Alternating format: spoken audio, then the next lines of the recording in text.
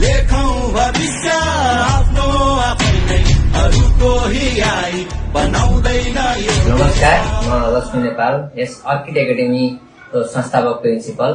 हामीले शैक्षिक सत्र 2082 देखि विद्यालयमा स्मार्ट हाजिरी सञ्चालन ल्याएका थियौं।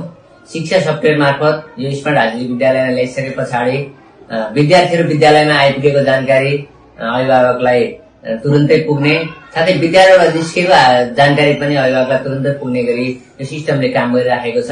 यो सिस्टम ल्याए पछाडि सुरक्षाको दृष्टिकोणले पनि धेरै सहज भएको छ। बच्चाहरू विद्यालय पुगेनन्, विद्यालयबाट बच्चाहरू फर्केनन् हैन, सधैँ आउने टाइम अनुसार बच्चाहरू घर आइपुगेनन् भनेर प्यारेन्ट्सहरूलाई जानकारीको लागि पनि धेरै सहज भएको छ।